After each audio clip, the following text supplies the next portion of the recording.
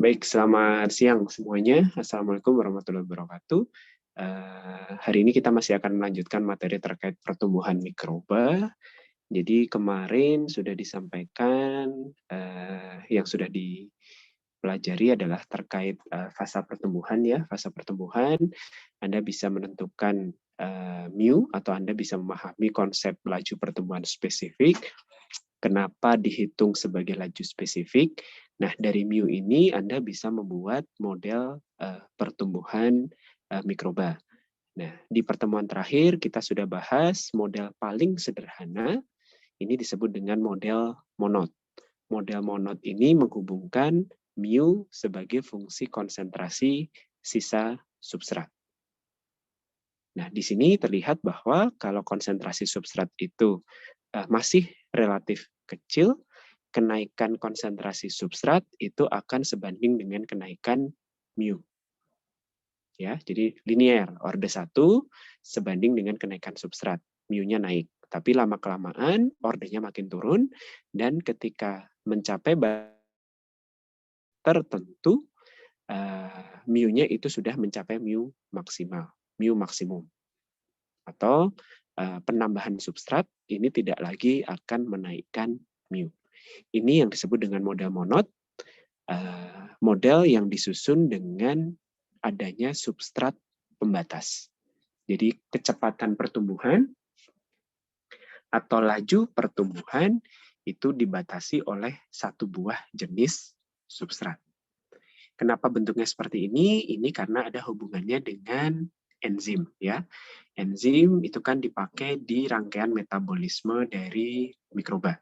Jadi di dalam mikroba, ketika mikroba itu tumbuh, dia akan melakukan metabolisme. Nah, metabolismenya itu kan di dalam dalam proses metabolisme itu kan terdapat beberapa tahapan reaksi ya. Reaksinya banyak. Reaksinya kompleks gitu ya. Nah, tahapan reaksinya untuk setiap tahap itu akan dikatalisis oleh enzim tertentu. Nah, enzim ini punya sifat kinetika saturasi. Ya, artinya apa? Enzim kan mungkin sebenarnya nanti kita akan membahas terkait enzim juga ya. Nah, enzim itu kan punya sisi aktif gitu ya. Nah, ketika substratnya itu masih sedikit, sisi aktif yang bisa dipakai oleh substrat itu masih sisa banyak. Ya, jadi anggaplah di dalam sel itu ada enzim, ada substrat gitu ya. Nah, ketika enzimnya itu masih ketika tersedia enzim dalam jumlah tertentu, lalu substrat yang terkonversi itu sedikit ya. Jadi di sini sisi aktif enzim itu masih tersedia cukup banyak. Sehingga ketika Anda menambah substrat, ya reaksinya akan semakin cepat. Ketika reaksi enzimnya semakin cepat, laju pertumbuhannya akan semakin cepat. Nah, kalau Anda tambah lagi substratnya, sisi aktif yang terpakai kan makin banyak ya. Jadi makin banyak. Nah, selama masih ada sisa sisi aktif dengan adanya penambahan substrat, maka kecepatan akan naik. Tapi kalau Anda tambah terus substratnya, semua sisi aktifnya terpakai oleh substrat, ya berarti dengan adanya penambahan substrat, substratnya sudah tidak bisa ketemu lagi dengan sisi aktif enzim. Udah mentok. Ini yang namanya terjadi kondisi saturasi. Sehingga penambahan substrat tidak akan menaikkan kecepatan reaksi enzimatiknya. Karena tidak menaikkan kecepatan reaksi enzimatiknya, tidak menambah kecepatan pertumbuhan juga. Jadi sudah mentok juga. Jadi ini yang disebut dengan kinetika saturasi. Ketika substratnya itu naik terus sampai batas tertentu, ini yang disebut dengan kondisi saturasi atau jenuh. Laju pertumbuhan mencapai nilai maksimum. Makin ditambah ya tetap aja nilainya segini. Oke, persamaan monod dinyatakan dengan persamaan ini ya. Jadi untuk menunjukkan bahwa kalau S-nya kecil itu orde 1, makin besar S-nya itu menjadi makin mendekati orde 0. Turun ordenya sampai ketika konsentrasi S-nya itu besar sekali, ini akan menjadi orde 0. Nah, ini memang bisa terjadi kalau selnya tumbuh relatif lambat dan densitasnya atau konsentrasi selnya rendah. Kalau lebih tinggi itu ada koreksi dari model monod. Tidak semua kinetika pertumbuhan mengikuti monod ya, jadi nanti ada beberapa jenis sel, pasangan sel dan substrat itu akan menggunakan model yang lain. Nah, kalau yang model monod memang diturunkan dari model kinetika enzimnya. Jadi sebanding dapatnya seperti tadi. Jadi mekanisme reaksinya mengikuti reaksi enzimatik. Maksudnya mekanisme reaksi pertumbuhannya, ya, proses pertumbuhannya, laju pertumbuhannya mengikuti mekanisme reaksi enzimatik. Nah, tentunya ada penyimpangan ya seperti tadi. Kalau konsentrasi selnya tinggi, lajunya cepat, atau ada interaksi tambahan antara mikroba dengan substrat. Jadi model kinetika walaupun dengan substrat pembatas itu belum tentu mengikuti monod. Monod adalah yang bentuk paling sederhana. Nah, selain hanya dengan substrat pembatas, model kinetika itu juga bisa mempertimbangkan komponen lain. Kalau substrat kan tadi dia menaikkan laju pertumbuhan ya sampai batas tertentu. Nah, kalau ini adalah selain adanya substrat pembatas, pertumbuhan itu juga bisa dihambat atau istilahnya di sini diinhibisi ya dengan komponen lain. Ya, jadi ada komponen yang selain kalau substrat tadi kan secara umum dia menaikkan laju pertumbuhan, tapi ada komponen lain bisa juga berupa substrat ya, yang nanti akan menurunkan laju pertumbuhan atau menginhibisi pertumbuhan. Salah satu contohnya adalah substrat. Jadi substrat selain sebagai substrat pembatas, dia juga bisa melakukan inhibisi. Ya, inhibisinya sebetulnya macam-macam. Jadi di sini Anda akan lihat kalau persamaan umumnya, kalau ngikutin monod ya,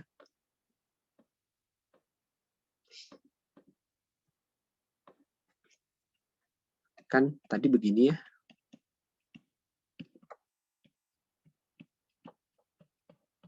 Kemarin juga sudah dijelaskan, Anda akan lebih prefer mencari nilai KS yang makin kecil. Ya. Karena dengan KS kecil, afinitas sel terhadap substrat itu sebetulnya makin bagus. Ya. Untuk mencapai nilai mu maksimumnya akan semakin cepat. Ya kan? Kalau KS kecil kan lebih curam ya naiknya dibandingkan kalau KS besar kan lebih landai. Nah, dari sini ada beberapa model yang digunakan. Sebetulnya ada penurunannya, tapi tidak saya bahas detail di sini. Untuk substrat, jadi ada yang sifatnya itu non-kompetitif. Jadi kalau non-kompetitif, si substrat itu kan aslinya begini ya, model monod itu hanya seperti ini.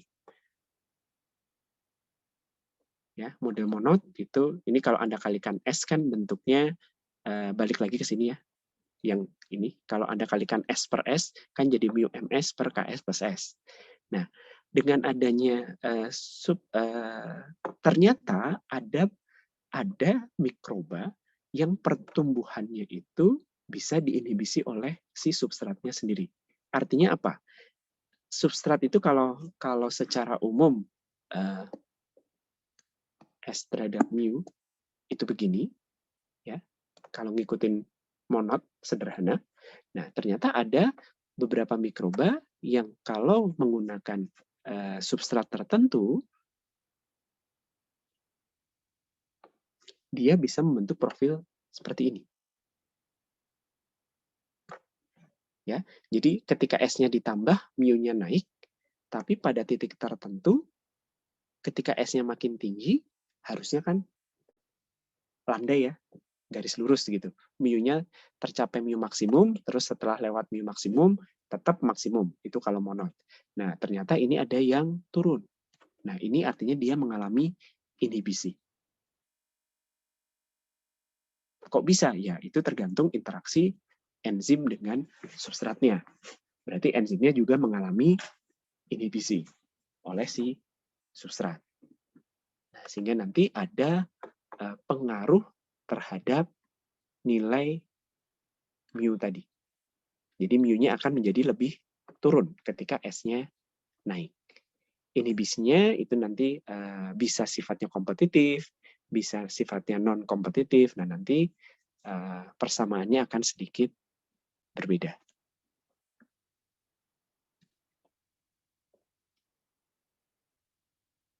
Oke ya, kalau yang non-kompetitif, ini pengaruh inhibisinya, jadi dia akan menurunkan Mumax. Ya. Kalau Anda lihat, makin besar S-nya, ya, ini kan dipisah ya, makin besar S-nya, konsentrasi substrat pada batas tertentu, Mumax-nya akan turun.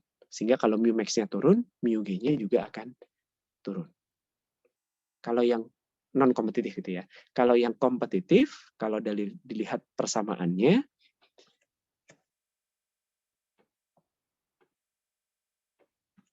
sifatnya adalah mempengaruhi si KS. Jadi KS-nya akan naik. Ya.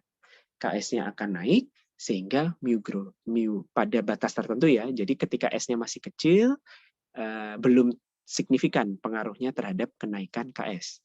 Tapi makin besar S-nya, kenaikan KS-nya juga akan semakin besar. Nah, ketika KS-nya semakin besar, ya mu growth-nya akan turun. Mu growth turun, ya berarti turun seperti kurva ini. Inhibisi selain oleh substrat, bisa juga dilakukan oleh si produk yang dihasilkan. Ya, produk yang dihasilkan. Modelnya pun sebetulnya macam-macam. Ada yang sifatnya seperti inhibisi substrat. Jadi ini kalau bentuk kompetitif atau non-kompetitif, seperti mirip yang bentuk substrat ya. Kalau yang kompetitif dia menaikkan KS, kalau yang non-kompetitif menurunkan Mumax gitu. Nah, ini berarti hubungannya juga ke mekanisme reaksi enzimnya. Si komponen produk ini dia melakukan inhibisi terhadap enzim sehingga nanti pertumbuhannya pun terinhibisi. Modelnya tidak hanya ini ya, jadi sebetulnya modelnya banyak. Contohnya kalau etanol. Jadi ketika Anda melakukan fermentasi etanol menggunakan ragi ya pada kondisi anaerobik, ya Anda ingin dapat etanol. Tapi keterbatasannya adalah etanol ini ternyata dia menginhibisi enzim yang dihasilkan oleh sel itu ketika dia membentuk etanol gitu ya. Ya, jadi si produknya itu menginhibisi enzimnya juga. Nah, sehingga nanti Anda bisa menyusun model ketika ada etanol ini sudah dipostulatkan oleh orang gitu ya. Sehingga nanti kalau ada produk etanol itu model pertumbuhannya itu bagaimana? Kalau produknya masih kecil seperti substrat tadi, pertumbuhan selnya tidak terganggu. Tapi kalau konsentrasi etanolnya semakin besar, nanti pertumbuhannya akan menurun. Nah, kalau pertumbuhannya makin menurun, ya produksi etanolnya juga akan menurun. Ya, jadi makanya ketika Anda melakukan fermentasi etanol secara batch, kalau batch kan semuanya terjadi di dalam wadah ya, Anda tidak mungkin mengambil produk yang terbentuk. Sehingga nanti kalau fermentasi etanol itu Anda tidak bisa mendapatkan konsentrasi etanol yang tinggi. Ya, untuk fermentasi etanol itu biasanya hanya dapat sekitar 8 sampai 10% konsentrasi etanolnya. Karena apa? Ya kalau sudah di atas itu dia menginhibisi, pertumbuhannya terhambat atau malah mati.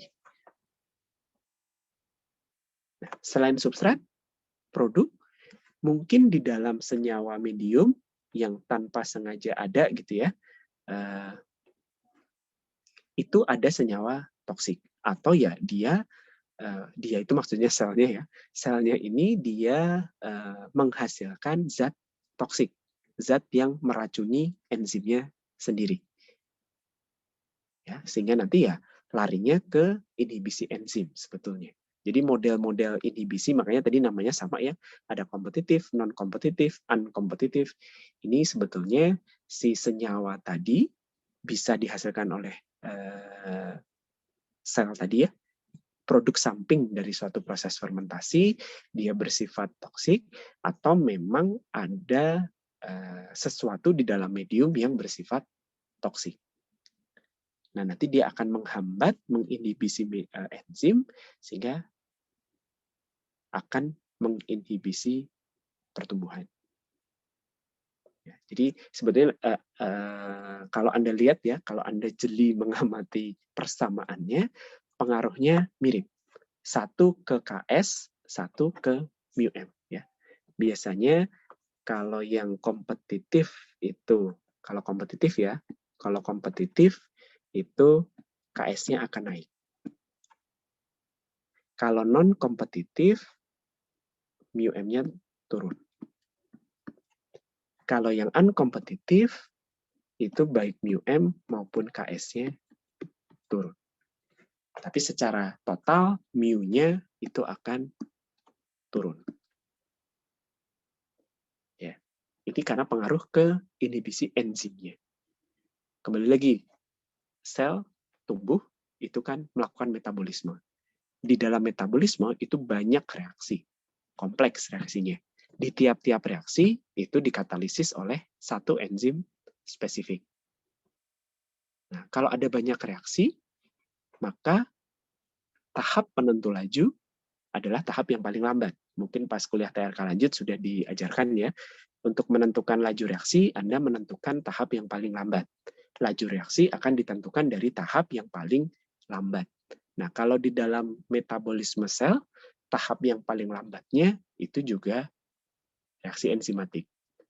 Makanya begitu si enzim itu terinhibisi, metabolisme akan mengalami gangguan, pertumbuhan juga akan menjadi terinhibisi. Oke. Jadi kalau Anda lihat, kalau pengaruh ke KS dan μm ini adalah pengaruhnya ke enzimnya. Atau secara keseluruhan, jadi bukan ke enzimnya, tapi memang senyawa toksik itu langsung menyebabkan kematian atau inaktivasi sel. Nah, kalau di sini, pengaruh adanya senyawa toksik itu langsung ke sini. Jadi tidak mempengaruhi μm, tidak mempengaruhi KS gitu ya, tapi langsung mematikan sel. Jadi langsung mengurangi jumlah sel yang hidup. Kalau yang ini kan, kalau yang ini tuh maksudnya yang pengaruh ke KS μm ya artinya tahu ya, pertumbuhan maksimumnya terhambat, afinitas kalau mempengaruhi μm ya, kalau KS berarti afinitas terhadap substratnya terganggu. Itu kan definisi menurunkan μm dan menaikkan KS. Tapi kalau menambah KD artinya dia menambah sel yang mati atau mempercepat kematian sel.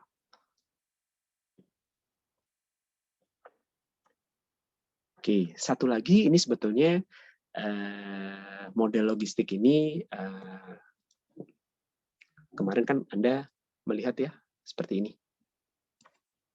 fasa pertumbuhan.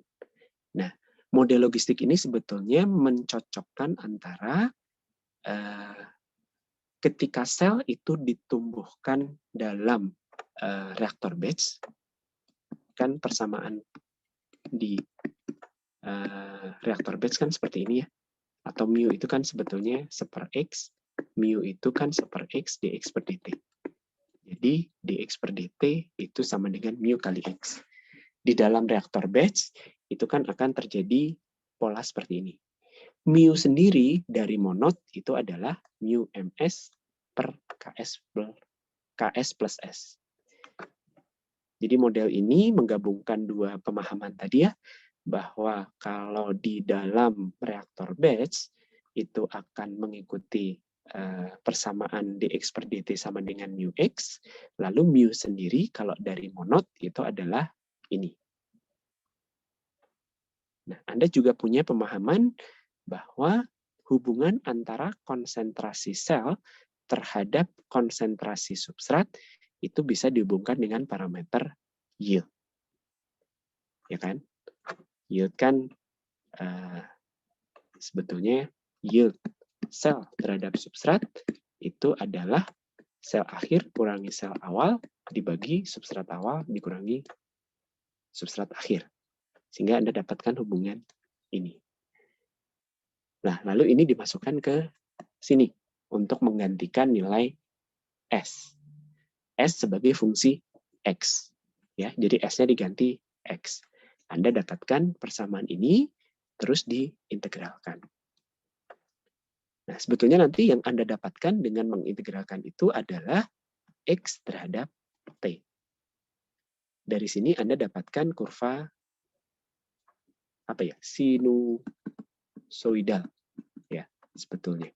Karena ada hubungan lem ini kan kalau diintegrasikan.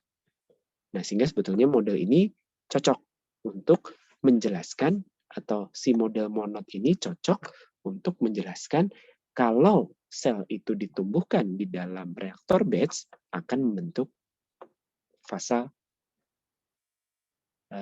seperti ini. Sinusoidal. Ya, kan cocok ya. Kurva pertumbuhan atau fase pertumbuhan kan di reaktor batch-nya seperti ini.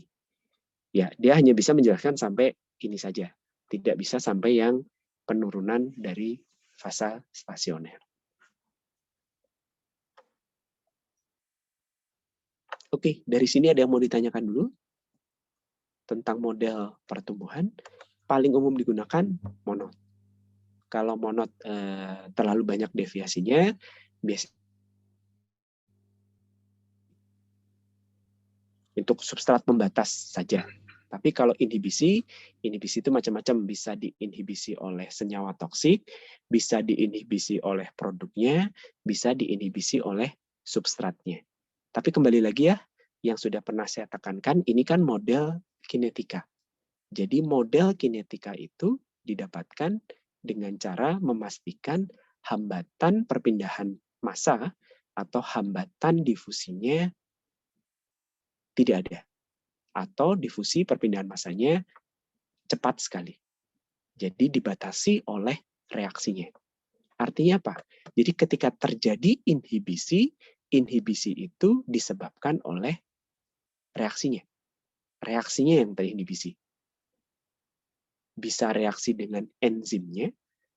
Enzimnya terinhibisi baik itu bisa oleh substrat, bisa oleh produk, atau bisa oleh senyawa toksik lain, atau yang tadi, yang memang dia langsung mematikan reaksi pertumbuhannya. Kembali lagi, tapi yang terhambat adalah reaksinya. Nah, kenapa saya catatkan begitu? Sekarang mungkin Anda bisa membayangkan ya, kalau Anda punya substrat.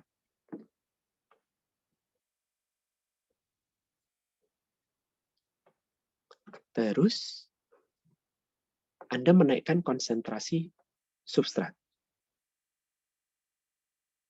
Bisa bayangkan nggak atau bisa memvisualisasikan nggak kira-kira apa yang terjadi pada medium yang mungkin terjadi pada medium kalau Anda terus menambahkan si substrat.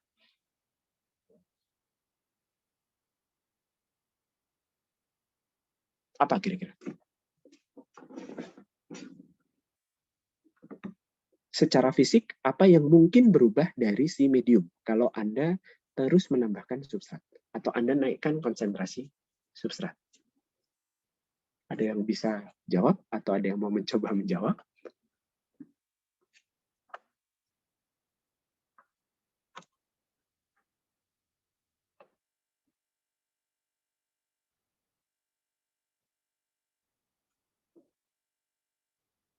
Nadia?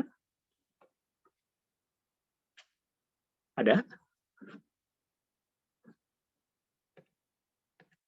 Iya, Pak.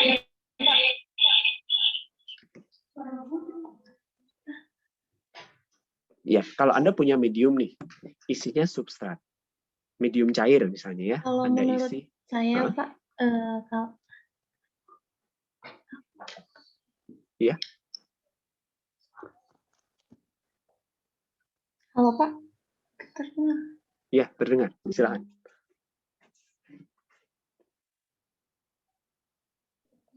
Maaf Pak, kalau menurut saya kalau misalnya kelebihan substrat, terlalu banyak substrat itu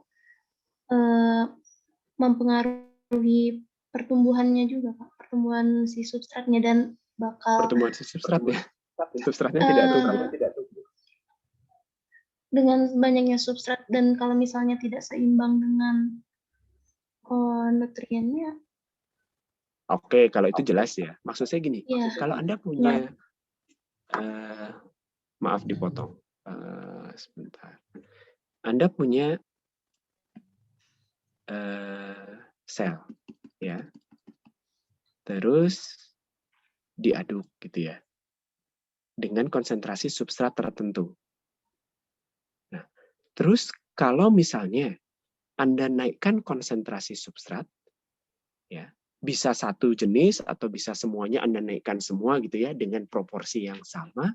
Kira-kira secara fisik ada yang berubah nggak dari si medium ini? iya ada yang Mungkin berubah nggak? Misalnya apa? Perubahannya perubahan apa? Perubahan fisik terhadap medium. perubahan fisik. Misalnya apa? Yang bisa Anda bayangkan? Warna. Warna, oke. Ya, Selain warnanya. warna? Volumenya. Volumenya enggak. Kalau cairannya tetap, Anda tambahkan padatan-padatan substratnya, apa yang secara fisik bisa berubah dari si medium selain warna?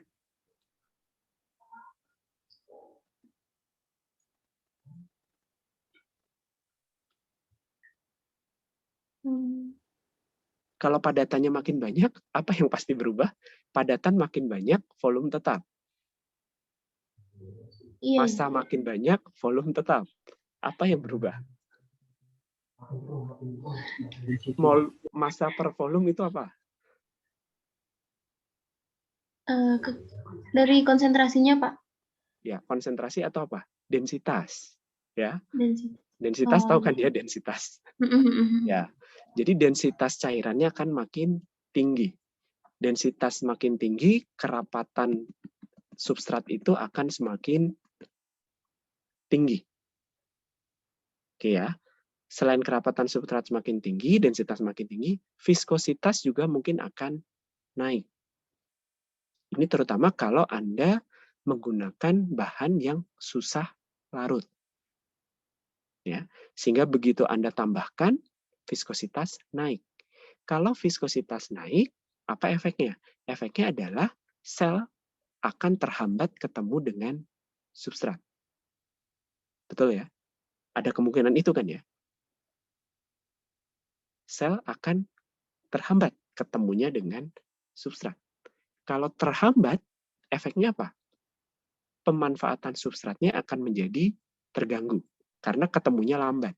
Ketemunya lambat, reaksinya terganggu, efeknya apa? Mu-nya akan turun. Nah, ini bukan definisi dari inhibisi substrat. Ini adalah bentuk dari adanya hambatan difusi. Bisa dipahami ya? Ini saya salah slide sih, harusnya di sini ya. Ini yang saya ceritakan tadi bukan definisi inhibisi substrat. Kalau yang disebut dengan inhibisi substrat, substrat ini menginhibisi ke reaksinya. Kalau yang saya barusan tunjukkan contohnya tadi, substrat itu memberikan tambahan hambatan difusi. Nah, ini nggak boleh. Maksudnya nggak boleh adalah ini bukan, atau ketika Anda menemukan fenomena seperti itu, kan mungkin aja ya, kurvanya bisa jadi begini kan.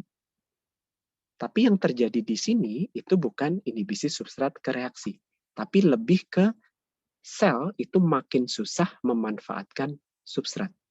Kenapa makin susah? Karena makin susah ketemu dengan substrat. Paham ya bedanya? Maksud pernyataan di awal bahwa ketika kalian mau menentukan model kinetika, harus memastikan hambatan difusi tidak ada. Itu maksudnya. Ketika ada terjadi fenomena yang ini ada hambatan difusi. Hambatan difusi membatasi laju. Itu tidak boleh terjadi ketika Anda mau menentukan model kinetika. Boleh, tapi kalau misalnya Anda sudah tahu bahwa ada hambatan difusi, model Anda itu harus memasukkan parameter difusi, bukan hanya reaksi. Model-model yang kita sajikan tadi, yang saya sajikan tadi, itu hanya model berbasis reaksinya saja. Paham ya? Oke, ada yang mau ditanyakan?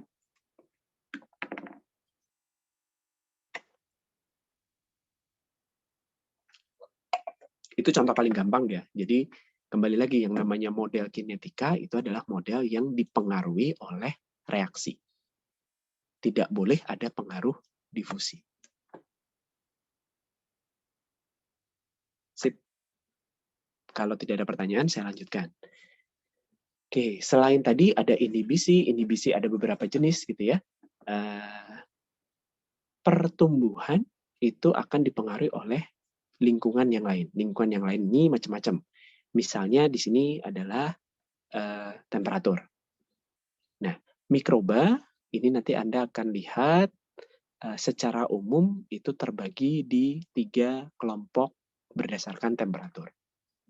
Ada yang ini optimal ya, klasifikasi berdasarkan temperatur optimal. Range-nya sebetulnya angkanya nggak kaku di sini, tapi pada dasarnya ada mikroba yang sifatnya baik tumbuhnya di temperatur yang dingin, ada yang di temperatur menengah, ada yang di temperatur tinggi.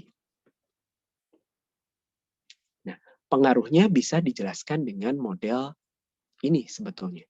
Anda kan masih ingat ya bahwa mu itu akan dipengaruhi oleh mu pertumbuhan, mu net ya, seper N dN per dt kan mu net. Akan dipengaruhi oleh mu pertumbuhan dan akan dipengaruhi oleh KD. KD itu bisa dari endogenous metabolism, bisa dari laju kematian. Kalau yang mu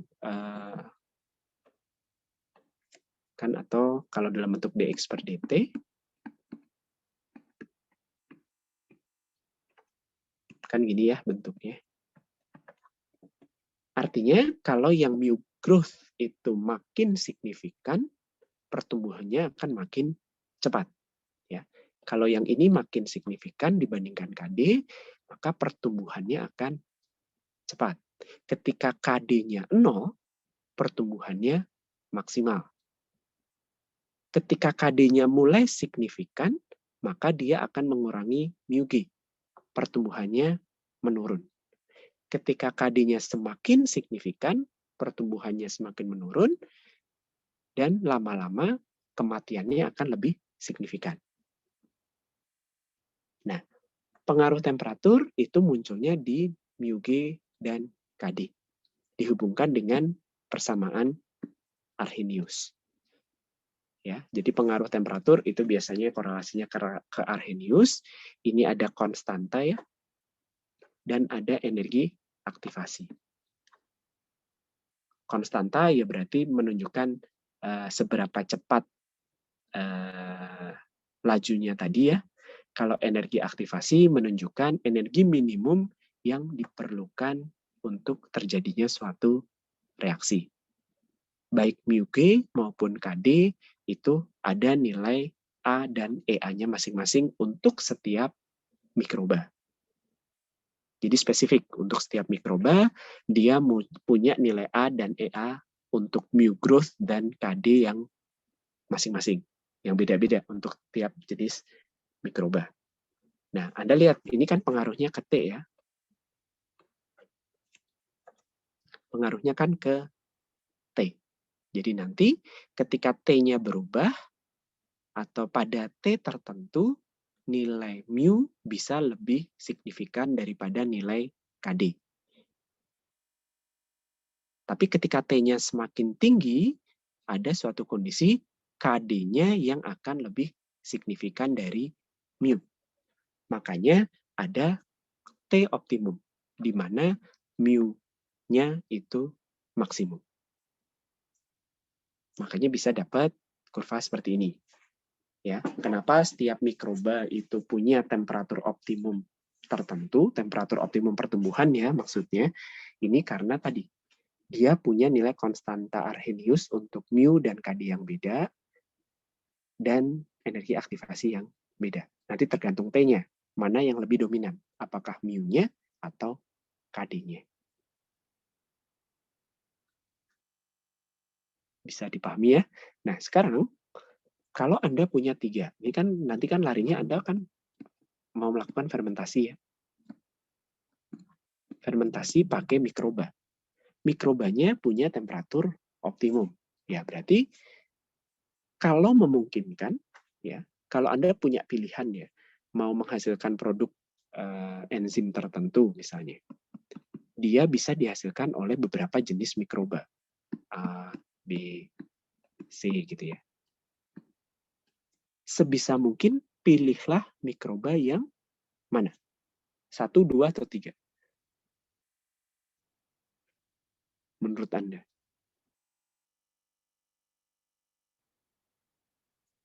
Kalau A ini katakanlah sikrofil, ini mesofil, ini termofil. Enzim ini bisa dihasilkan oleh A, baik A, atau B, atau C. Anda pilih yang? B. Mesofil. Mesofil. Ya, Karena? Bisa dipakai di suhu ruangan. Kalau bisa dipakai suhu ruangan artinya? Penyimpanannya mudah. Penyimpanan apa? Kan ini fermentasi ya. Penyimpanan Oh apa? iya. Maksudnya ketika kita mengkondisikan proses fermentasinya lebih mudah gitu, Pak. Betul, karena Anda tidak perlu mendinginkan atau tidak perlu memanaskan. Karena untuk mendinginkan atau memanaskan butuh energi ya. Jadi selama ada pilihan, pilihlah yang mendekati temperatur ruangan. Karena kebutuhan utilitas untuk menjaga temperaturnya itu minimal. Tapi kalau tidak ada pilihan, ya sudah. Kondisi fermentasinya ngikuti mikrobanya. Oke ya, kira-kira seperti itu. Nanti contohnya sudah banyak. Mana yang masuk mesofil, mana yang masuk sikrofil, mana yang masuk termofil. Oke. Nah, penjelasan detailnya mungkin bisa dibaca di sini ya. Jadi secara umum, kalau Anda menaikkan temperatur, selama masih dalam rentang temperatur optimum itu berarti yang kiri ya. Nah, ini dia akan naik terus sampai tercapai temperatur optimumnya. Kalau terus dinaikkan temperaturnya, maka laju kematian KD-nya itu akan menjadi lebih signifikan dari pertumbuhan. Artinya sel hidupnya akan berkurang. Nah, tadi kita bicara terkait sel, pertumbuhan sel saja. Tapi kan ada kalanya fermentasi itu kita ingin bikin produk. Nah, perubahan temperatur itu bisa mempengaruhi pembentukan produk. Tergantung metabolisme untuk menghasilkan produk itu optimum pada temperatur berapa. Bergantung pada apa? Bergantung lagi pada enzim pada metabolisme tadi. Ya, jadi memang sel itu akan sangat bergantung pada enzim yang dihasilkan untuk membantu kelancaran metabolismenya. Ya, kita juga sebetulnya ya. Jadi bisa terjadi temperatur optimum untuk pertumbuhan itu beda dengan temperatur untuk pembentukan produk. Jadi kalau memang seperti ini, biasanya nanti Anda harus bekerja pada 2 temperatur. Jadi reaktornya itu diubah temperaturnya ya. Jadi yang pertama untuk pertumbuhan sel, kan Anda perlu mendapatkan selnya dulu dalam jumlah yang cukup ya. Lalu diubah ke temperatur optimum untuk pembentukan produk. Atau ya pakai 2 reaktor. Pembentukan selnya itu ada di reaktor yang pengembangan inokulum ya, pada temperatur optimal pertumbuhan, baru nanti ya pembentukan produk pada temperatur yang berbeda. Nah, kenaikan temperatur di atas temperatur optimum selain mematikan sel ya, menambah laju kematian, kenaikan temperatur di atas T optimum ini sebetulnya juga membuat kondisi pertumbuhan menjadi tidak menyenangkan buat si sel gitu kan ya. Bayangannya seperti itu. Berarti dia harus melakukan maintenance lebih banyak. Energi yang dibutuhkan untuk maintenance itu lebih besar sehingga nanti yield-nya juga turun. Dari sisi molekulernya, ya, kenaikan temperatur itu sama seperti efeknya sama seperti reaksi kimia biasa. Jadi mempercepat molekul bergerak, menaikkan perpindahan massa, ya, menurunkan hambatan difusi, sehingga nanti reaksinya akan lebih cepat. Nah, kalau reaksi lebih cepat, bisa jadi RDS. RDS itu rate determining step, tahap penentu laju reaksinya berubah. Yang tadi laju pertumbuhan dibatasi oleh, kan laju pertumbuhan itu dibatasi oleh tahap yang paling lambat, gitu ya. Misalnya tahap yang paling lambatnya adalah tahap yang kedua, gitu ya. Nah, ketika temperatur berubah, bisa jadi tahap penentu lajunya beda, menjadi reaksi yang mana, gitu ya. Nah, ini ada pengaruhnya ke situ. Oke, ini sih eksperimen, ya. Jadi eksperimen, ini sumbu Y-nya apa ya? Mu rasanya. Jadi antara T dengan mu ditumbuhkan bakteri E. coli, ditumbuhkan dengan berbagai jenis substrat pada berbagai temperatur. Ternyata ada yang hitam bulat itu adalah mediumnya adalah medium kompleks, yang hitam, ya, bukan nggak bulat, bolong putihnya tengah ini adalah yang pada medium minimal. Ternyata dia punya pola. Nah, ini sudah gabungan antara pengaruh temperatur dan pengaruh komposisi medium. Oke, lingkungan yang lain yang pengaruh pertumbuhan itu juga adalah pH. Mirip dengan sebelumnya, pengaruh pertumbuhan itu disebabkan oleh pengaruh enzim, disebabkan oleh aktivitas enzim terhadap pertumbuhan. Ya, karena enzim itu kan pada dasarnya protein, ya. Protein itu punya muatan, sehingga sisi aktif dari si enzim itu dia untuk bisa bersifat aktif, dia sebetulnya sudah punya requirement distribusi muatan yang optimum seperti apa. Nah, kalau pH berubah, sebetulnya pH berubah itu kan pH mediumnya berubah, ya, terus nanti mediumnya masuk ke dalam sel. Nah, ketika pH berubah, sebetulnya nanti interaksi antara muatan dari si enzim dengan muatan medium itu juga akan berubah. Kalau interaksinya berubah, ada distribusi muatan yang berbeda, gitu ya, nanti sisi aktifnya bisa mengalami perubahan aktivitas. Kalau sisi aktifnya mengalami perubahan aktivitas, laju reaksi enzimatiknya itu terganggu, ya pertumbuhan akan terganggu. Kira-kira gitu. Efeknya, ya, beda mikroba dia punya pH optimum untuk pertumbuhan, karena enzimnya itu juga beda-beda. Larinya ke situ lagi, gitu ya. Nah, Anda bisa lihat, ya, bakteri itu range-nya antara 3-8. Yeast itu lebih rendah. Molds itu juga sekitar 3-7. Nah, sel tumbuhan, sel hewan itu cenderung netral dan range-nya lebih pendek. Selain mengganggu interaksi di sisi aktif enzim, kalau Anda mengalami, kalau medium mengalami perubahan pH, nah ini sebetulnya juga akan menaikkan maintenance, karena sel itu kan berusaha untuk menjaga pH di dalam selnya itu selalu konstan, ya. Jadi kalau pH di luar sel itu berubah, maka kebutuhan energi untuk maintenance-nya juga akan meningkat. Kalau energi maintenance-nya kebutuhan energi untuk maintenance itu naik, ya yield selnya akan turun.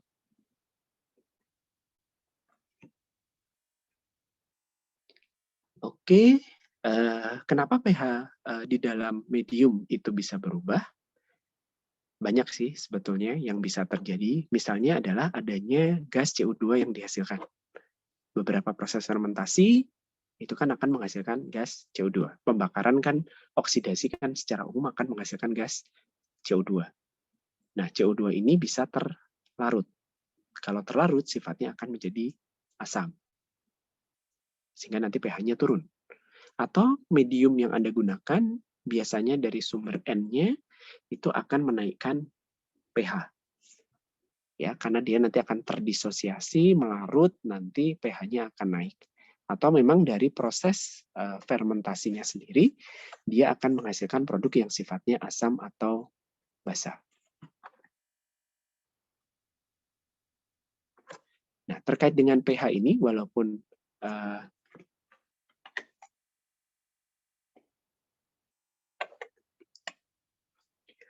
mikrobanya punya pH optimum ya, jadi pH optimum ya pada pH tadi mu-nya adalah yang paling maksimum gitu ya. Dia punya rentang gitu ya, punya rentang pH di mana dia bisa tumbuh.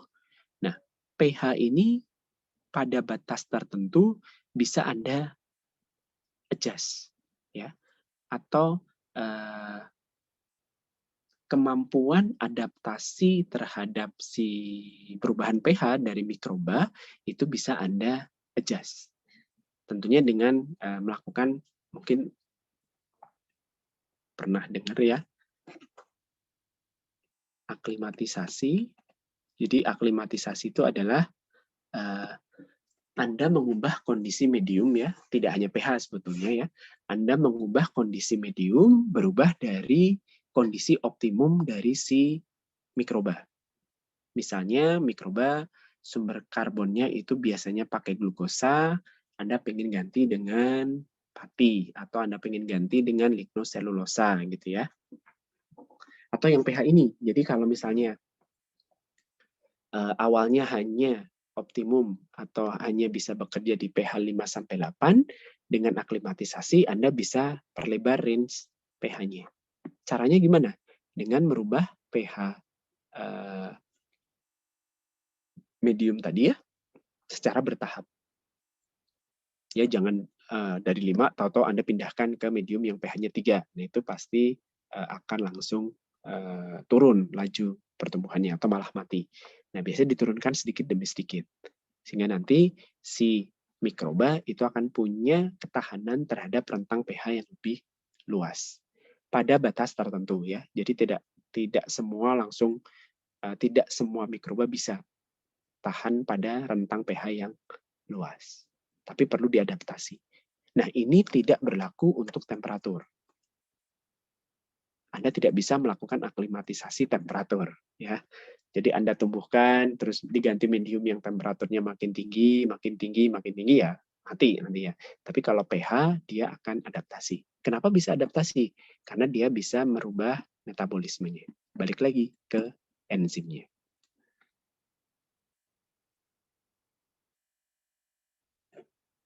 Sampai di sini ada yang mau ditanyakan dulu?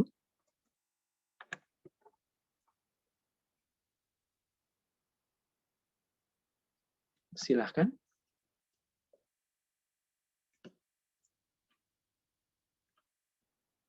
Ini diam, jelas, atau ditinggal tidur?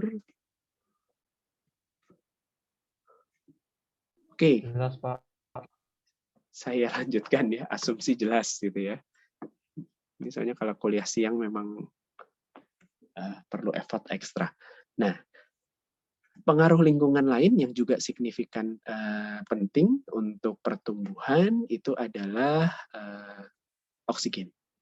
Terutama kalau Anda menggunakan mikroba yang aerobik. Oke, saya lupa. Saya pernah nanya nggak ya ke kalian nih, karena saya mengajarkan materi ini ke beberapa kelas. Kelarutan oksigen, kalau Anda, kan oksigen ini disuplai dari udara ya. Udara disuplai pakai aerasi gitu ya. Tapi agar bisa dimanfaatkan oleh sel, oksigen ini kan harus larut ke medium ya, harus larut ke cairannya. Nah, pertanyaan saya, Anda tahu nggak kalau Anda mengaerasi air bersih gitu, air bersih dengan udara itu kan 20% oksigen. Berapa konsentrasi maksimum oksigen yang bisa larut di air? Berapa ppm atau berapa miligram per liter menurut Anda? Ada yang tahu orde angkanya pada tekanan dan temperatur ruang ya?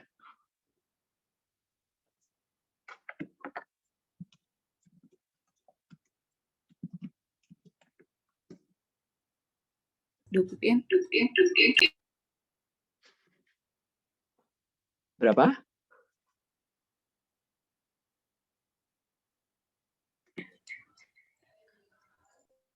Ada yang 8 tahu? ppm Pak, pada temperatur kamar. Berapa? Sorry. 8 ppm. Ya, sekitar 7 sampai 8 ppm atau miligram per liter. Itu kalau pakai udara ya. Kalau pakai oksigen murni ya bisa 5 kali lipatnya, sampai 40 ppm. Itu mentok, paling banyak. Kalau Anda menggunakan air bersih pada temperatur tekanan ruangan. Kalau airnya itu sudah dilarutin macam-macam ya, maka kelarutan oksigen maksimum pun akan turun. Oke, sekarang ini segini, 7 sampai 8. Kalau udara. Kalau Anda melarutkan gula, glukosa, biasanya kalau untuk membuat medium pertumbuhan, berapa konsentrasi glukosa yang Anda larutkan?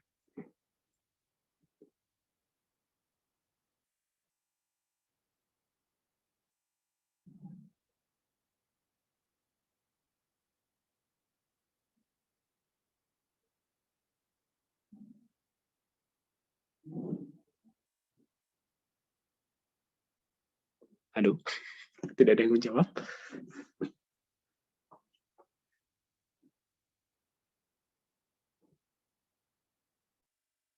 Halo? Ada yang bisa menebak atau ada yang tahu kalau Anda membuat medium pertumbuhan, sumber karbon itu kan biasanya substrat pembatasnya ya. Berapa Anda larutkan ke dalam medium? Konsentrasinya berapa ppm? Atau berapa gram per liter deh? Lebih gede dari ppm kan?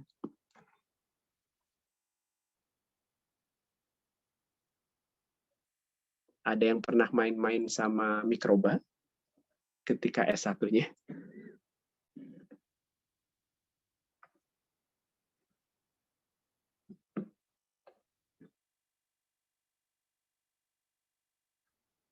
Halo? Nggak ada yang jawab ini?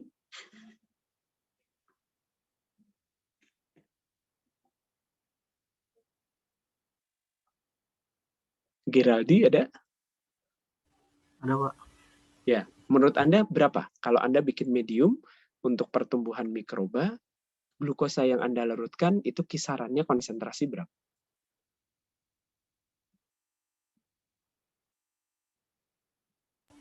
Mungkin 10.000 ppm gitu ya, Pak. 10.000 ppm ya. Jadi sekitar 10 gram per liter ya. Ya, biasanya lebih tinggi antara 15 sampai 20 gram per liter. Artinya 15.000 miligram per liter atau 15.000 ppm.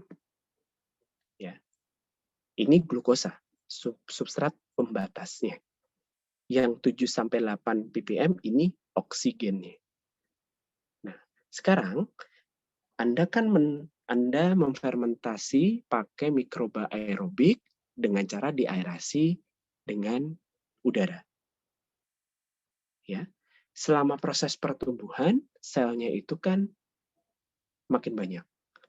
Kalau selnya makin banyak, konsumsi oksigennya juga semakin besar. Ya. Laju konsumsi oksigennya akan semakin besar.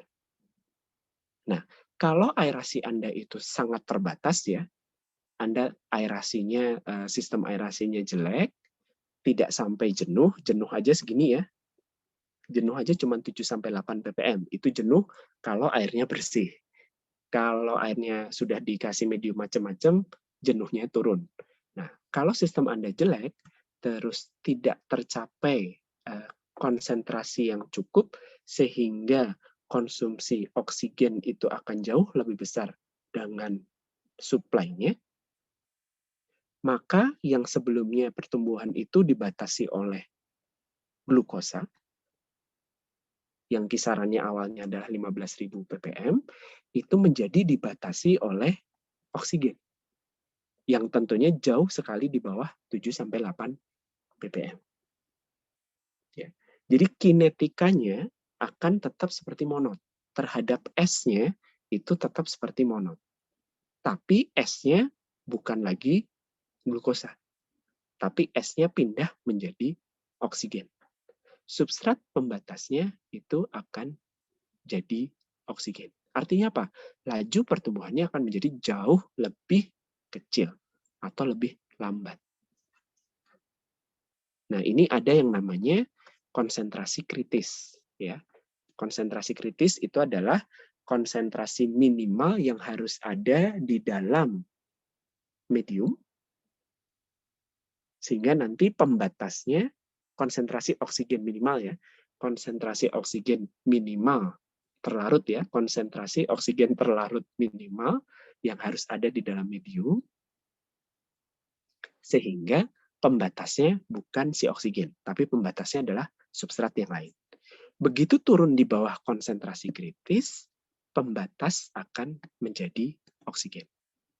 Mengikuti konsentrasi oksigen yang tentunya sangat-sangat kecil. Pertumbuhannya menjadi sangat-sangat lambat.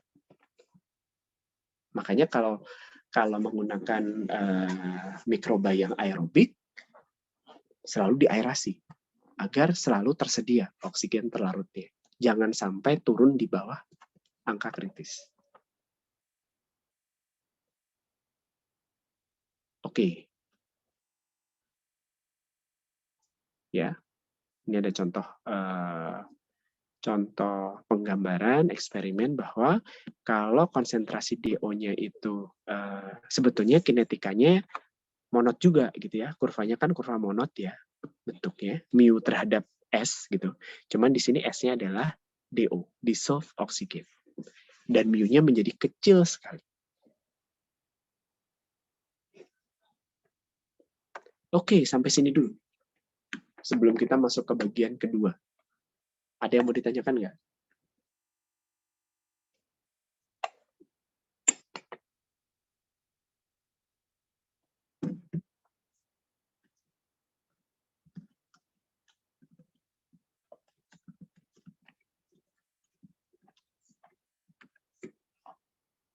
Apakah ada pertanyaan? Pak, saya ingin bertanya, Pak. Yuk, silakan. Terkait yang O2 minimum, kalau untuk mikroalga itu kan ada aerasinya juga. Tapi kalau yang saya baca itu sebaliknya, aerasinya itu untuk menghilangkan O2 karena O2 itu bisa sebagai inhibitor pada proses fotosintesis. Itu gimana? Ya, betul. Kalau itu beda sistem ya. Jadi mikrobanya itu sebetulnya aerobik, tapi bukan full aerobik ya. Jadi dia tidak bisa hidup dengan konsentrasi oksigen yang terlalu tinggi, tapi tetap perlu ada oksigen. Sehingga nanti metabolismenya bisa jalan dengan baik, sehingga biasanya yang diaerasinya itu CO2, karena CO2 juga sebagai sumber karbonnya. Betul, itu bisa terjadi. Ini yang contoh yang tadi saya sampaikan adalah untuk mikroba yang sifatnya aerobik, full aerobik. Jadi memang harus dipastikan oksigennya cukup, tapi oksigen ini sebagai aseptor elektron terakhirnya. Nanti kita bahas di bagian kedua sih sebetulnya masalah ini. Tapi itu betul, kalau mikroalga, tapi rasanya pengaturan konsentrasi oksigennya pun tidak terlalu krusial juga ya. Yang penting ada, tapi tidak boleh terlalu banyak. Dan yang disuplai itu lebih banyak CO2. CO2 dengan konsentrasi tertentu digunakan sebagai sumber karbon. Ya, kayak gitu. Baik, Pak. Terima kasih. Ya, ada lagi yang mau ditanyakan?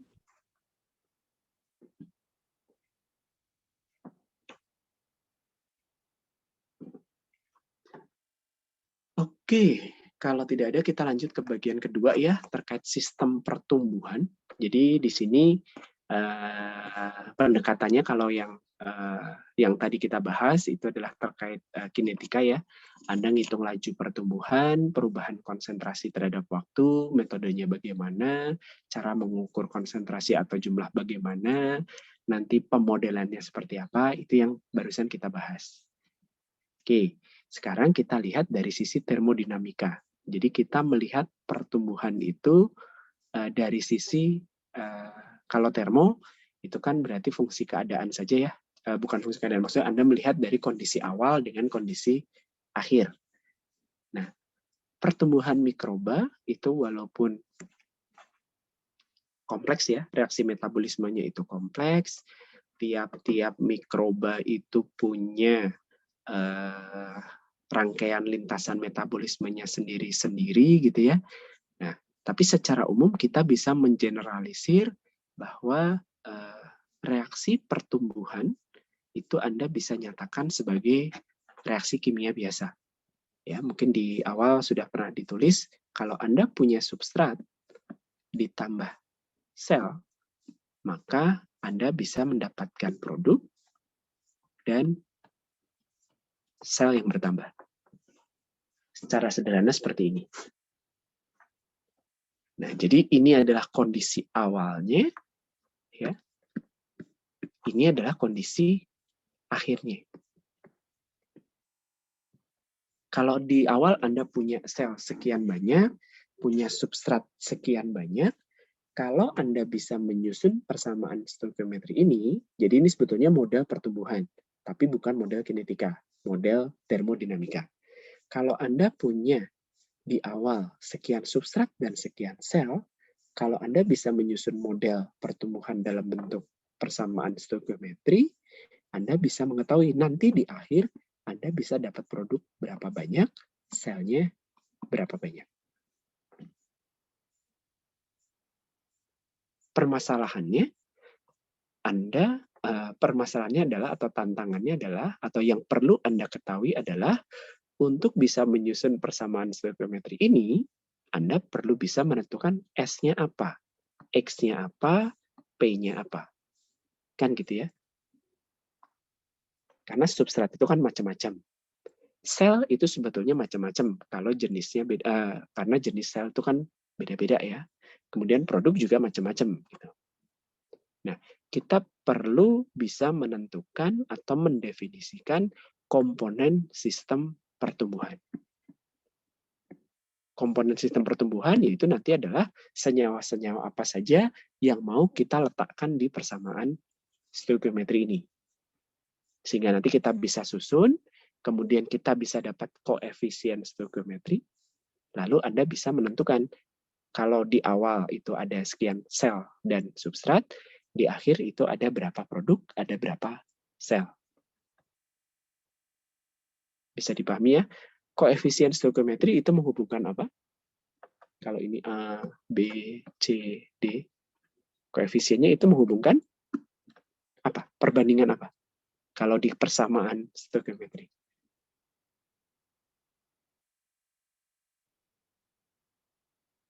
Massa? Bukan kan ya? Apa yang dibandingkan?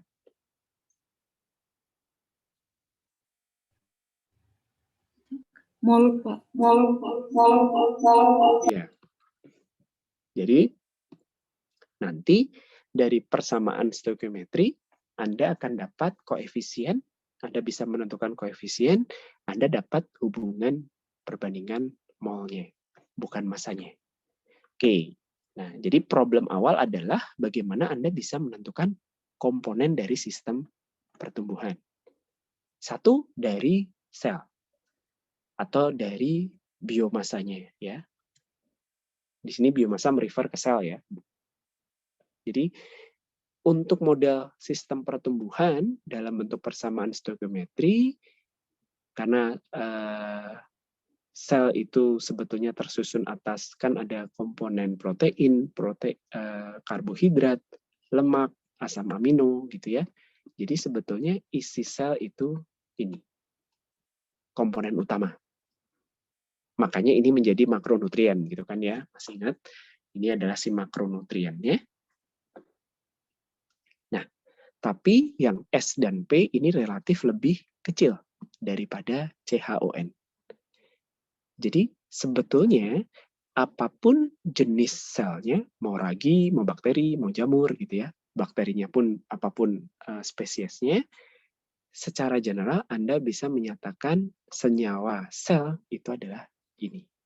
C-nya 1 hanya 1,8, O-nya 0,5, N-nya 0,2. Kenapa bisa seperti itu? Mungkin sedikit mundur ya, sedikit ke belakang. Jadi ada eksperimen yang pernah dilakukan oleh orang ya. Jadi mencoba berbagai jenis ya. Ini kan ada jamur, terus ada ragi, ada bakteri gitu ya. Terus dibakar. Pakai kemudian maksudnya untuk mendapatkan elemental formulanya. Terus ternyata secara umum ya walaupun ada deviasi sedikit-sedikit bisa di rata-rata. Dan di rata-rata itu menghasilkan ini. Oke, itu dari komponen dari senyawa X-nya, biomasanya. Lalu substrat itu kan tidak hanya satu ya. Tidak hanya satu komponen. Substrat itu secara umum ada sumber karbon, ada sumber nitrogen gitu ya.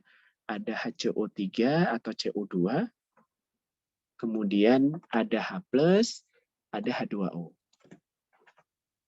Sumber N itu macam-macam, bisa amonium, bisa nitrat, nitrit, nitrogen. Sumber C-nya pun bisa macam-macam, bisa C organik, bisa CO2.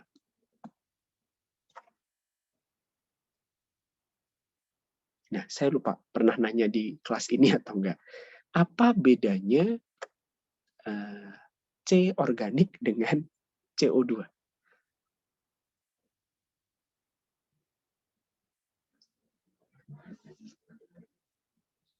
Ada yang bisa menebak apa bedanya C organik dengan CO2?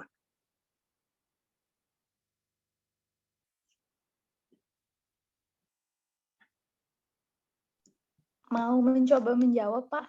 Silahkan.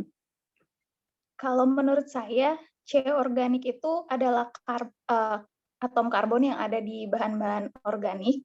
Kalau CO2 itu atom karbon yang non-organik. Oke, selain itu.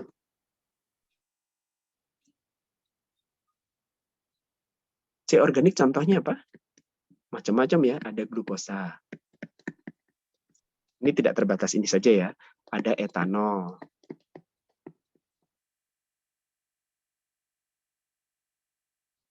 Terus apa lagi? Ya, ada golongan alkana, alkena gitu ya, keton, aldehid, sebagainya. Nah, ada yang bisa nebak nggak? Selain dari sumbernya ya, C organik dari bahan organik, CO2 bukan dari bahan organik, itu pasti. Ada yang bisa nebak nggak? Sumber C organik dengan CO2 ini bedanya apa? Kalau dimetabolisme oleh mikroba.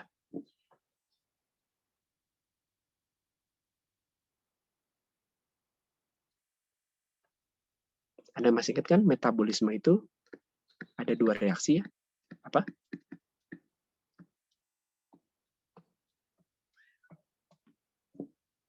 Anabolisme dan katabolisme.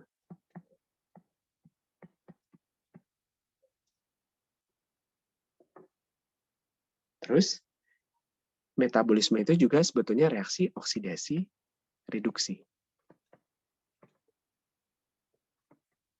Nah, hubungannya dengan ini apa? Yang bisa nebak nggak?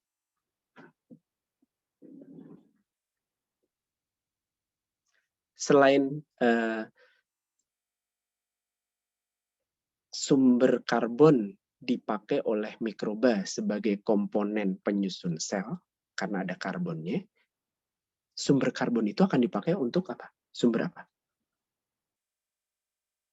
Menurut Anda?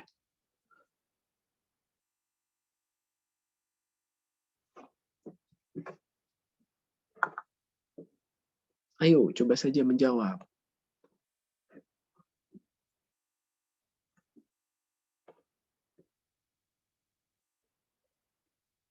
Salwa, ada salwa? mic-nya masih bermasalah. Ya. Menurut Anda, mikroba memanfaatkan sumber karbon selain sebagai mau diambil karbonnya untuk komponen sel ya, sebagai komponen pembangun sel, sumber karbon ini akan diapakan oleh sel? Atau dijadikan sumber apa oleh sel?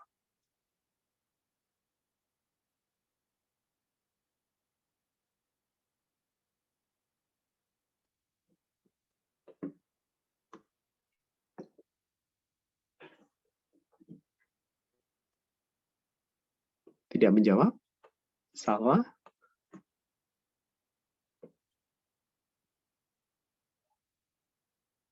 Syahdan, ada? Iya, Pak. Ya. Kalau menurut saya, Pak, jadi karbon itu ada yang digunakan untuk itu pertumbuhan sel, ada yang digunakan, maksudnya ada yang dikonversi menjadi produk, Pak. Ya, sebelum jadi sel baru, sebelum jadi produk gitu ya. Bukan sebelum ya. Selain jadi sel dan selain jadi produk, sumber karbon ini akan jadi sumber apa gitu. Terkait ini loh. Oh, oksidasi reduksi. Oh, itu Pak mungkin akseptor elektron atau donor elektron ya? Mungkin kaitannya ke situ. Kenapa bisa mengkaitkan gitu? Ya, bisa menjelaskan? Waduh. Ini latihan kalau kalian presentasi terus nanti diuji ya. Jadi sebetulnya si sumber karbon ini selain nanti ya karbonnya akan disusun ulang menjadi sel baru ataupun produk ya, dia akan mengoksidasi sumber karbon kan. Untuk apa? Untuk dapat energi. Jadi sumber karbonnya itu akan menjadi sumber energi. Walaupun sumber energinya tidak hanya dari sumber karbon gitu ya. Tapi mainly sumber energinya akan dari sumber karbon dengan catatan karbonnya bisa dioksidasi. Oksidasi berarti bisa mendonorkan elektron. C organik bisa dioksidasi. Bisa jadi donor elektron.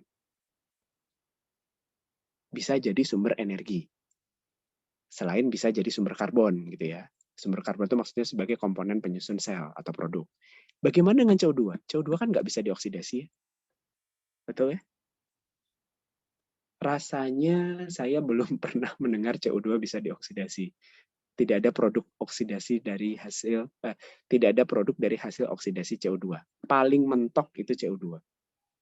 Artinya apa? Kalau mikroba tadi menggunakan sumber karbon CO2, dia butuh sumber lain sebagai sumber energi. Butuh sumber lain sebagai donor elektron. Sebagai sumber energinya. Ya, makanya nanti Anda akan lihat mikroba yang C-nya itu pakai CO2, pasti dia butuh sumber energi dari yang lain. Misalnya kalau mikroalga dari cahaya. Kalau mikroba tertentu yang spesifik, misalnya dia butuh sulfida, ya dari sulfida. Butuh ion, butuh iron gitu ya, berarti ya dari besi. Gitu. Karena tidak ada sumber karbon organik. Paham ya? Atau ada yang mau ditanyakan dulu? Jadi sumber karbon itu bisa berlaku sebagai sumber energi atau bisa berlaku sebagai donor elektron. Bisa dioksidasi. Tapi kalau sumber karbonnya tidak bisa dioksidasi, contohnya CO2, ya dia butuh sumber energi yang lain. Dia butuh donor elektron yang lain. Nah, sekarang Anda lihat nih, ini ada 3 contoh ya. Jadi yang ini adalah komponen sistem pertumbuhan. Ada sel, sumber N, H+, HCO3- atau CO2, H2O, sumber karbon. Ya. Nah, nanti ada donor elektron atau sumber energi. Karena dia memberikan elektron, setelah memberikan elektron, dia akan berubah menjadi donor teroksidasi. Bentuk teroksidasi dari si donor. Sebaliknya, Nanti elektron kan dilempar-lempar ya dalam sistem metabolisme, ditangkap oleh yang namanya aseptor elektron. Reaksi yang menangkap elektron itu adalah reaksi reduksi. Sehingga setelah menangkap elektron, aseptor elektron tadi berubah menjadi aseptor tereduksi. Kalau donornya berubah menjadi donor teroksidasi, aseptornya berubah menjadi aseptor tereduksi. Ini adalah komponen untuk persamaan stoichiometri tadi. Nah, sekarang Anda lihat, ada 3 contoh. Aerobik dengan menggunakan glukosa, anaerobik dengan menggunakan glukosa membentuk etanol. Yang kedua ya, kolom kedua. Ini kolom pertama, ini kolom kedua. Kolom ketiganya adalah aerobik, tapi tidak ada glukosa, terjadi proses nitrifikasi. Anda lihat yang sama-sama menggunakan glukosa. Sama-sama menggunakan glukosa, tapi yang satu aerobik, satu anaerobik ya. Selnya sama. Biomasanya senyawa sama, sumber N-nya NH4 sama, H+ sama, HCO3- sama, H2O sama. Nah, sumber karbonnya itu glukosa. Karena karbon bisa dioksidasi, maka donor elektronnya itu glukosa. Bentuk teroksidasi biasanya jadi HCO3- atau CO2. Ini kesetimbangan ya, nanti tergantung pH biasanya. Tergantung pH. Kalau asam, CO2. Kalau basa, HCO3- biasanya. Nah, sekarang bedanya hanya yang satu aerobik, satu anaerobik. Kalau aerobik, aseptor elektronnya O2. O2 akan tereduksi menjadi H2O. Sementara kalau anaerobik, tidak ada O2 kan ya, maka aseptor elektronnya adalah CO2 atau HCO3- dan akan tereduksi menjadi etanol. Jadi sebetulnya produk yang muncul dari suatu proses anaerobik, makanya kenapa mungkin buat yang familiar dengan proses fermentasi, Anda akan tahu bedanya aerobik dengan anaerobik. Kalau aerobik, ya sel nih, ragi Saccharomyces, itu kan bisa aerobik, bisa ditumbuhkan dalam kondisi aerobik, bisa ditumbuhkan dalam anaerobik. Kalau aerobik, udara banyak, apa yang terjadi? Selnya banyak. Produknya sedikit. Produk itu tidak terbentuk, relatif tidak terbentuk produk ya, selain sel. Kenapa? Karena ketika aerobik, aseptor elektronnya itu oksigen. Ketika oksigen itu menjadi aseptor elektron, dia berubah menjadi H2O. Donor elektronnya ya misalnya glukosa gitu ya. Nah, energi yang didapatkan dari konversi elektron donor tadi, sementara diaseptori oleh oksigen, itu akan menjadi besar. Ya, energi yang bisa didapat dari elektron donor itu besar. Karena besar, kan O2H2O ini sudah tidak bisa dioksidasi lagi ya. Jadi delta energi di reaksi aerobik itu besar. Energi yang didapat oleh sel itu besar. Karena energi yang didapatnya banyak, besar, selnya tumbuh dengan baik. Makanya kalau aerobik, sel itu akan tumbuh dengan cepat. Beda kalau ragi Anda tumbuhkan dengan proses anaerobik. Kalau anaerobik, tidak ada oksigen. Tidak ada yang jadi, maksudnya karena tidak ada oksigen, harus ada senyawa lain yang menjadi aseptor elektron. Nah, ketika si senyawa lain tadi ya, CO2 atau HCO3- itu direduksi, dia akan berubah menjadi senyawa tereduksi yang lain. Ini tergantung selnya. Kalau ragi bisa jadi etanol. Jadi sebetulnya etanol itu adalah bentuk tereduksi dari si elektron aseptor.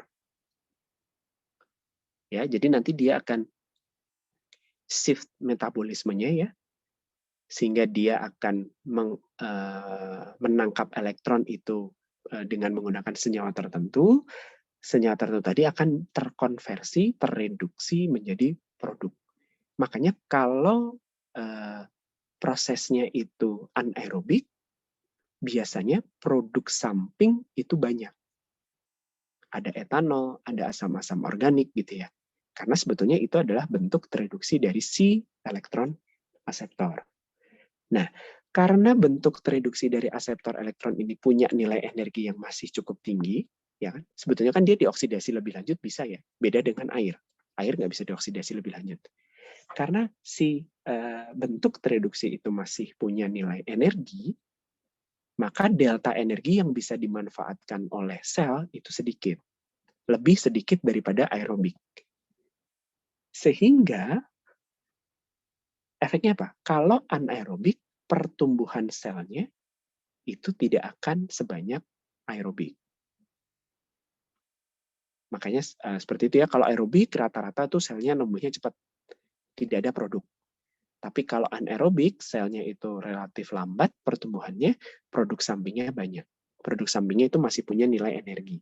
Kalau H2O kan udah nggak punya nilai energi. Ya, bisa dipahami ya bedanya. Oke, nah sekarang itu kolom 1 dan 2. Sekarang kita lihat kolom 1 dan 3. Ini masih sama. Nah, di proses yang ketiga itu tidak ada glukosa. Karena tidak ada glukosa, berarti sumber karbonnya itu dari HCO3- atau CO2. Karena tidak bisa dioksidasi lagi, sumber energinya harus dari senyawa yang lain. Ini contohnya proses nitrifikasi pakai amonium. Amonium akan dioksidasi menjadi NO2- misalnya, tergantung ya nanti oksidasinya sampai mana. Nah, aerobik berarti ya O2 menjadi H2O. Oke, sampai di sini apakah ada yang mau ditanyakan dulu?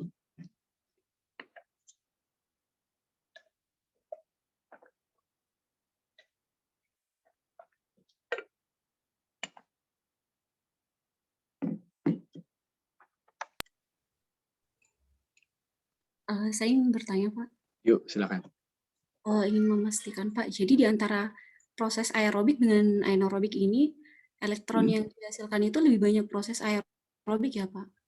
Nah, kalau Anda lihat elektron yang dihasilkan, itu dari sini. Sama. Oh iya. Elektron yang dihasilkan itu sama, tapi elektron yang dipertukarkan nanti akhirnya yang ditangkap itu akan jadi beda. Sehingga nanti deltanya yang beda. Oh iya. Kalau elektron, ini dengan catatan konsentrasi glukosanya sama ya. Kan sumber elektron itu di glukosa. Jadi kalau sumber elektronnya sama ya sama. Elektron yang bisa diberikan oleh sumber elektron, donor elektron, sama. Tapi nanti elektron itu kan akan dipindah-pindahkan ya. Dengan rangkaian metabolisme tertentu, nanti yang nangkep beda. Si HCO3 ini butuh energi lebih banyak. Dia akan menangkap elektron lebih banyak untuk mengkonversi menjadi ini. Sehingga energi yang disimpan di sini itu lebih tinggi dibandingkan ketika O2 berubah jadi H2O. Disimpan buat dia sendiri gitu ya. Artinya yang terpakai oleh sel lebih sedikit. Yang ini deltanya lebih besar. Yang ini deltanya lebih kecil.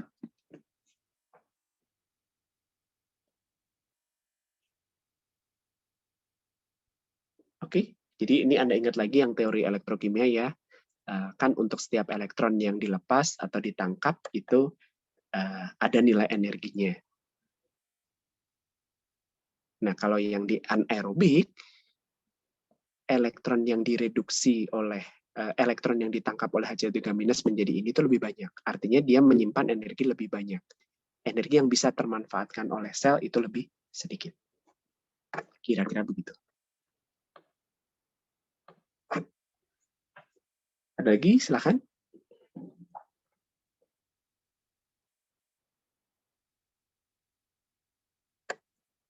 Nah, tadi ya, kenapa komponen penyusun selnya itu adalah ini, ya, komponen sistem pertumbuhan itu adalah ini, karena sebetulnya ya dari rangkaian anabolisme dan katabolisme itu adalah komponennya ini. Jadi Anda bisa membangun persamaan stoikiometri dengan komponen-komponen ini. Nah, terus ini sebetulnya contoh saja ya. Jadi sumber karbon, paling enak ngejelasinnya dari sumber karbon dulu. Kalau Anda menggunakan sumber karbon organik, ya nanti sumber karbon ini yang akan menjadi donor elektron. Donor elektron ini akan dioksidasi menjadi CO2 atau HCO3-. Tapi kalau sumber karbonnya itu adalah CO2, berarti nanti harus ada komponen lain yang bisa berfungsi sebagai donor elektron.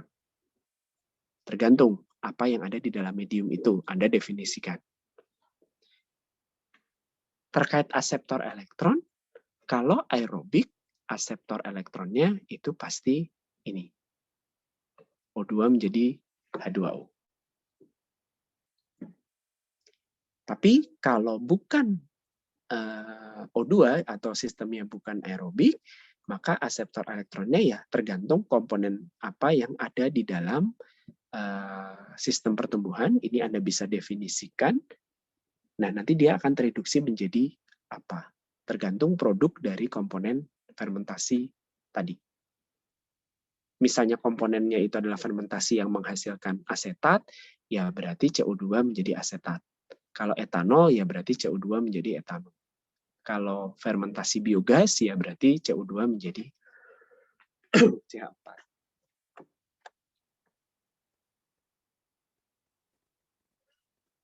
Oke ya.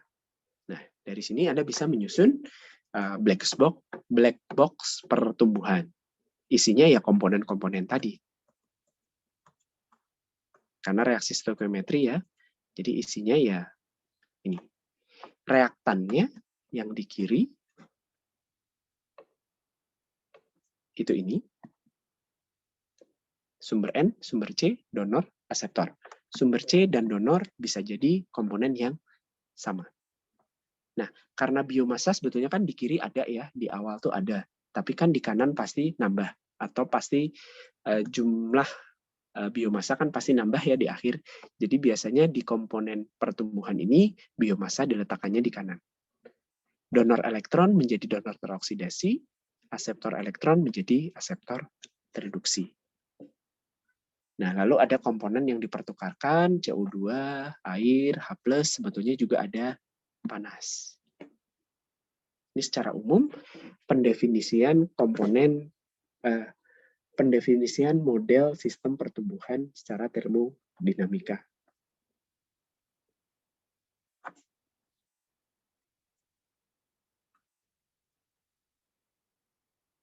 Nah, sebagai contoh, tadi sudah dijelaskan ya. Oke, sebagai contoh ini. Aerobik dengan menggunakan glukosa dan NH4+. Aerobik berarti kan jadinya sel, tidak ada produk. Karena aerobik, maka aseptor elektronnya adalah O2,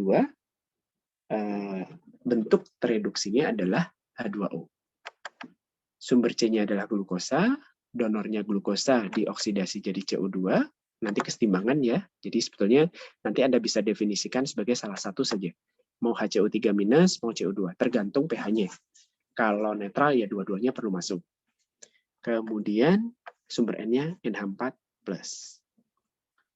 Kalau anaerobik, pakai NH4+, pakai glukosa asam laktat, sumber C-nya glukosa, donornya glukosa jadi CO2, sumber N-nya NH4+.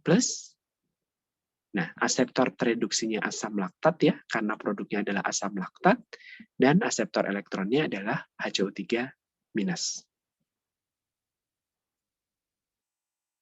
Oke, aerobik pakai asetat, pakai NH4+, jadi sebetulnya mirip dengan yang glukosa tadi ya. mirip. O2 jadi H2O karena aerobik, sumber C donor itu adalah asetat menjadi CO2, sumber N-nya NH4+. Sekarang kalau anaerobik pakai asetat, hasilnya metan, ya sumber C-nya asetat, donornya adalah asetat menjadi CO2, sumber N-nya adalah NH4+. Nah, aseptor elektronnya adalah CO2 atau HCO3- menjadi metan. Nah, secara umum, Anda bisa menuliskan persamaan stoichiometri itu menjadi ini. Sebetulnya kan reaktan itu jadi produk ya. Reaktan menjadi produk. Reaktannya misalnya A plus B, itu jadi C plus D. Kalau disusun dalam bentuk sebelah kiri ya, misalnya koefisiennya B gini ya, minus A tambah minus B, A ya, ditambah C ditambah D sama dengan 0. Kan sama ya, maksudnya sama dengan 0 itu menyatakan reaksi seperti ini. Ya, jadi komponen reaksinya ya ada sumber C, ada donor. Ini kalau sama ini, kalau sumber C adalah donor elektron berarti kalau sumber C adalah donor elektron berarti ini adalah senyawa yang sama, maksudnya seperti itu.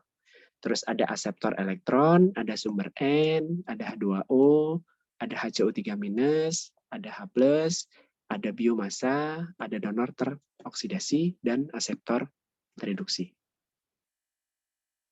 Balik lagi ke ini.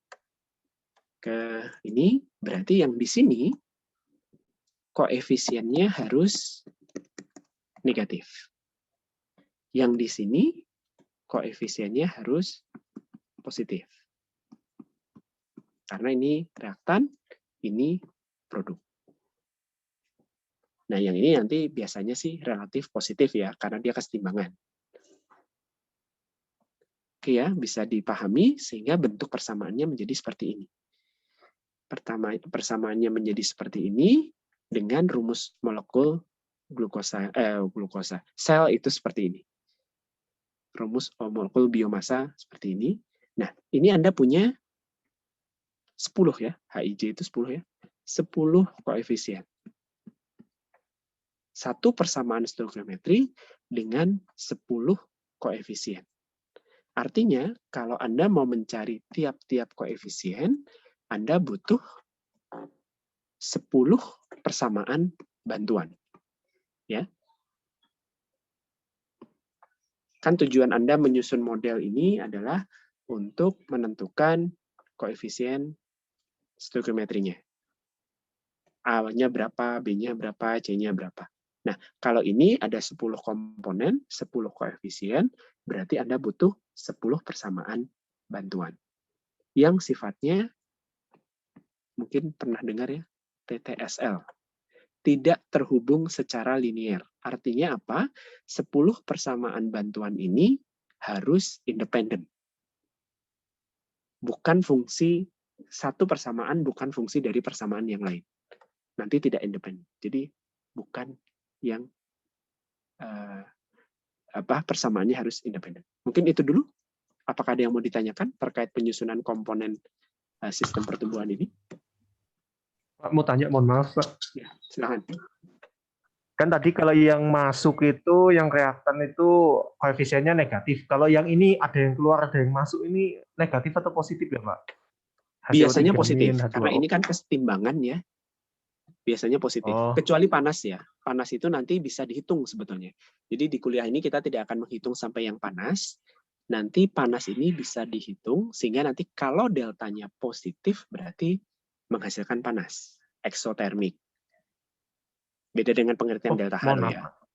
Kalau nanti dia menghasilkan panas, berarti dia eksotermik. Kalau dia membutuhkan panas, berarti dia endotermik. Gitu. Tapi yang HCO3-, H2O, H+ biasanya positif. Karena kesetimbangan tuh biasanya di akhir tuh ada. Gitu ya. Ya, makasih Pak. Oke. Ada lagi? Baik, kalau tidak ada berarti sebenarnya sih pembahasan ini mungkin besok hari Senin sajalah saya lanjutkan ya, terkait bagaimana menentukan koefisiennya. Baik, itu dulu untuk materi hari ini, kita lanjutkan lagi hari Senin. Terima kasih, selamat sore. Assalamualaikum warahmatullahi wabarakatuh.